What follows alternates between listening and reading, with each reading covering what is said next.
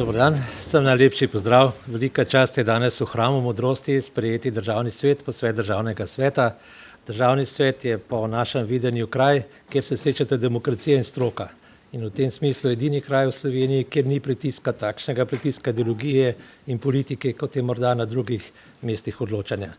Zato je to enkratna priložnost, da res skupaj zberemo mnenje ljudstva in pa mnenje stroke, skupaj sestavimo, dobimo predloge in jih bomo predstavili v tako imenovani beli knjigi, skušali preoblikovati v primerno obliko in dati potem naprej na ministrstva in pa na vlado, na parlament, da potem te naše predloge preverijo in mogoče čim več spravijo v realizacijo. To je današnji plan.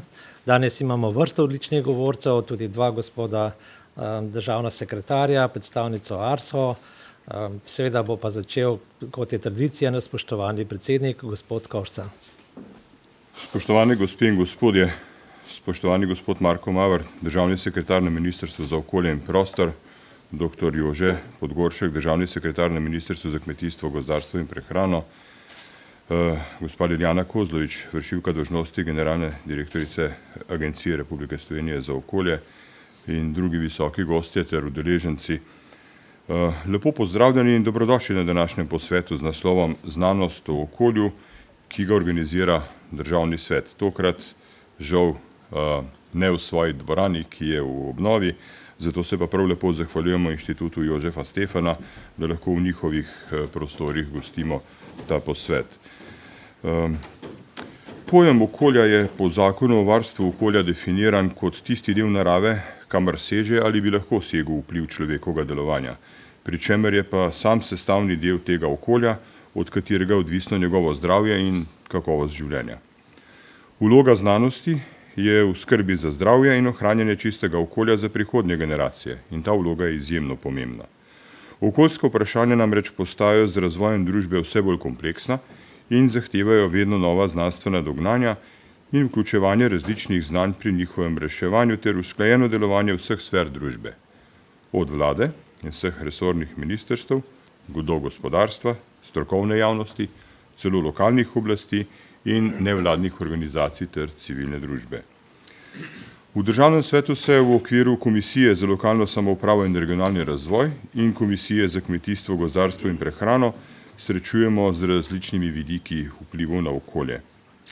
Ob obravnavi zakonskih in drugih strateških dokumentov naslavljamo izzive in predloge za njihovo obvladovanje, na drugi strani pa izpostavljamo vprašanja prihodnjega razvoja države, družbe in bivanjskih pogojev človeka v slovenskem prostoru.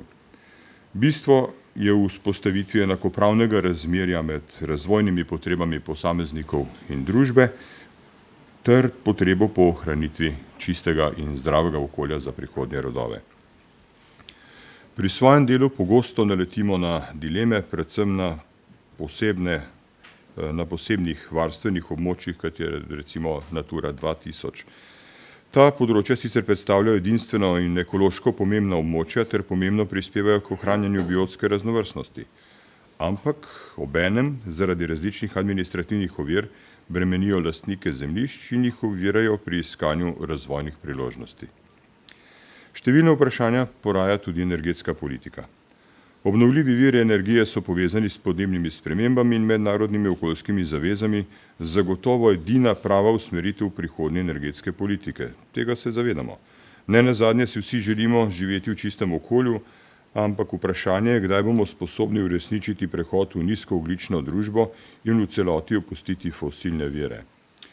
V strateških dokumentih, kot je energetski koncept Slovenije ali nacionalni energetski podnebni načrt, sicer lahko zapisujemo ambiciozne cilje, ki pa jih glede na dejansko stanje in zmožnosti države in tudi družbe kot celote ne bi uspeli uresničiti in bi bili zato na žalost le spisek želja.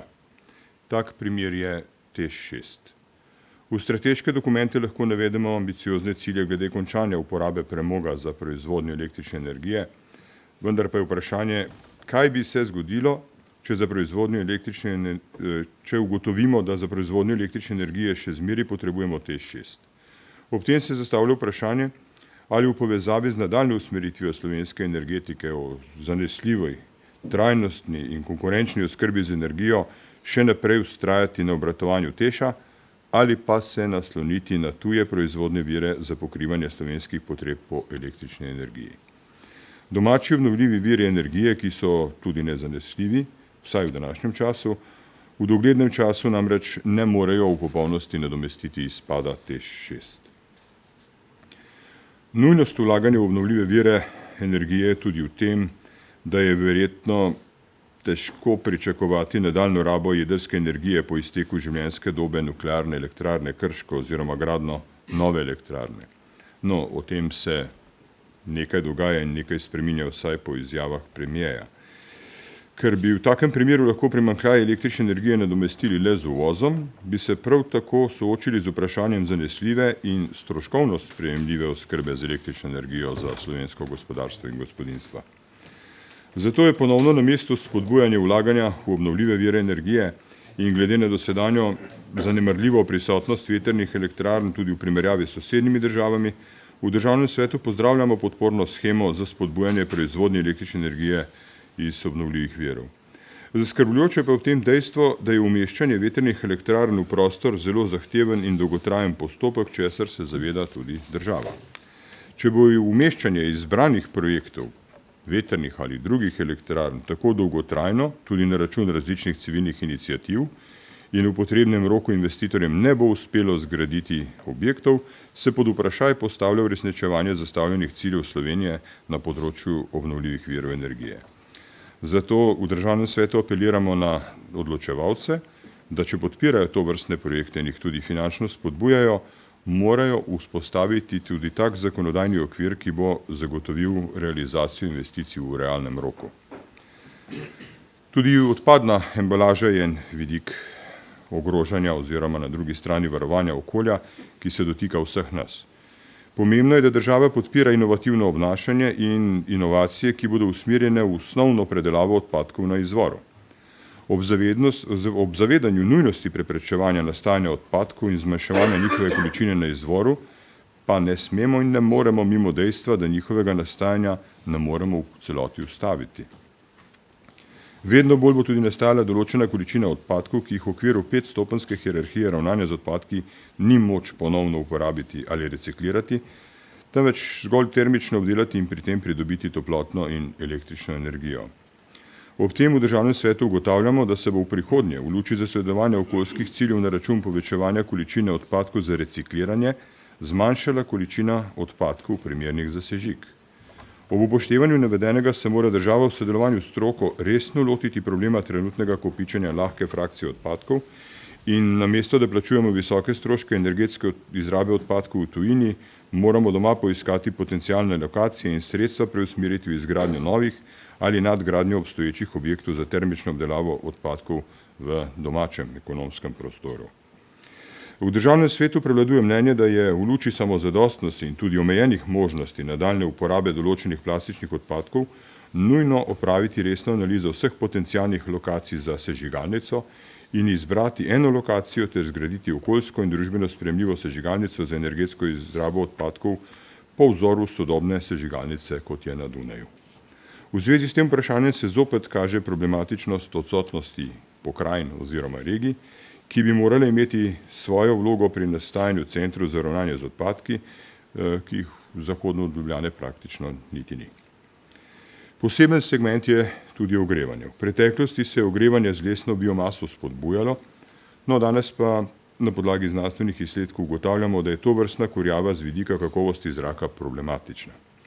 V zvezi s tem se ugotavlja, da je predvsem problematično kurjenje v starih kurilnih napravah, ki ne izpolnjujejo ekoloških standardov, poleg tega na višje emisije vpliva tudi nepravilno kurjenje.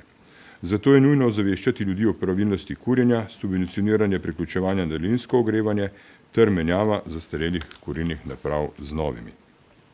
No, na žalost, finančne spodbude socialno šibkim občanom za zamenjavo starih kurilnih naprav na trda goriva z novimi, na lesno biomaso, preko ekoskladov v veliko primerih ne zadoščajo. Zato bi kazalo razmisliti tudi o subvencioniranju nakupa goriva, saj se zaradi previsokih stroškov goriva marsikdo ne odloči za menjavo kurilne naprave. Priložnost za spodbujanje trajnega razvoja in decentralizacijo oziroma regionalizacijo daje tudi pobuda pametnih vasi. kot ugotavljamo v državnem svetu, daje pobuda možnost za povezovanje različnih politik, naprimer podeželja, gospodarstva, prometa in izobraževanja in financiranja teh projektov iz različnih virov s ciljem zmanjševanja razvojnih razlik. Z boljšo infrastrukturo in s tem mobilnostjo prebivalstva lahko pomembno vplivamo na sožitje med podeželjem in urbanimi centri. No, veliko je še manjših, enostavnejših ukrepov, ki ne potrebujejo velikih vlaganj, le voljo pač, da se jih izvaja, imajo pa lahko zelo velik učinek na varovanje okolja. Tak primer je dobrodelna akcija zmanjševanja količin nagrobnih svečk, manj svečk za manj grobov. Snovalci te akcije že več let vse bolj uspešno osveščajo javnost o ogromnih količinah sveč, tudi o problemih njihovega recikliranja in z možnostjo, da z donacijami pomagajo tistim, ki pomoč potrebujejo. Ob zavedanju globine in pomena tradicije prižiganja svečk na grobovih bližnjih se v državnem svetu strinjamo, da se osveščenost ljudi o problematiki odpadnih nagrobnih sveč in o alternativnih načinih izražanja spoštovanja umrlim širi tudi na nacionalni ravni. No, tu sem navedel zgolj nekaj okoljskih tem, ki smo jih že izpostavili v državnem svetu. Verjamem pa, da bo današnji posvet glede na skrbno pripravljen program in udeležbo strokovnjakov z različnih področij zagotovo zanimiv in obsežen. Predno vam pa zaželim uspešno razpravo in zaupanje, da bodo izražena stališča državnega srečanja, predno vam zaželim uspešno razpravo in zaupanje, da bodo izražena stališča današnjega srečanja predstavljala pomemben prispevek pri oblikovanju razvojnih politik, ki bodo imele vpliv na sedanje in prihodnje generacije. Dovolite samo še eno ugotovitev. V državnem svetu, kot je že dr. Matjaž Gams rekel, se ne izogibamo nobeni širini in globini razprave, to se pravi, nismo ne strankarsko, ne ozko interesno vezani. Včasih smo v slovenski politiki enfant terrible, zaradi tega, ker opozarjamo na nekatere probleme, ki jih zaznavamo in ki so potencialna nevarnost za razvoj države in družbe v prihodnosti. Ko je govora o TEŠ 6, bi želel opozoriti, da smo bili v državnem svetu do tega projekta že od samega začetka zelo kritični. Opozarjali smo tudi na pomanjkanje energenta, opozarjali smo na enormno rast stroškov, ampak takrat je bil državni svet zavoljo svoje nerazvojne naravnanosti v primeru TEŠ 6 postavljen na neke vrste sramotilni steber. Moj apel vsem strokovnjakom pa je, da je vaš glas treba slišati močneje. Včasih se politika odloča na vrat na nos in kar zadeva energetski koncept je temu tudi nekako približno tako. Čakamo do zadnjega trenutka, potem pa so nam vsiljene rešitve, ki ne strokovno, ne ekonomsko ne vzdržijo in moramo jih sprejeti zaradi tega, da ne bomo doživeli kakšnega mrka. Jaz bi apeliral na vas, da kot znanstveniki izrabite vsaj položaj in moč državnega sveta, ki ga imamo v oblikovanju družbene zavesti, če že nismo zakonodajalci, pa lahko bistveno pripomoremo k temu, da se strokovna mnenja dlje in glasneje sliši. Izrabite to možnost v državnem svetu, dobrodošli na posvetih in seveda povabilo, da kakšen takšen posvet na strokovno temo še kdaj organiziramo. Če ne, bodo o strokovnih vprašanjih odločali tisti, ki se na stroko bolj malo razumejo. Jaz se opravičujem, če se kdorkoli v politiki znajde med to kategorijo po mojih besedah, ampak gospe in gospodje, to so dejstva. Največkrat se o strokovnih vprašanjih odločajo ljudje, ki se niti toliko ne potrudijo, da bi prebrali gradiva, ki jih pripravite znanstveniki. Torej, dajem vam na razpolago državni svet, poizkušajte dopreti do javnosti preko nas. Mi ambicij vladati državi nimamo, imamo pa zelo močno ambicijo seznanjati državljane Republike Slovenije z strokovnimi stališči, ne samo s političnimi. Uspešno delo želim in dr. Gams, hvala lepa vam, da ste se potrudili organizirati ta posvet. Hvala.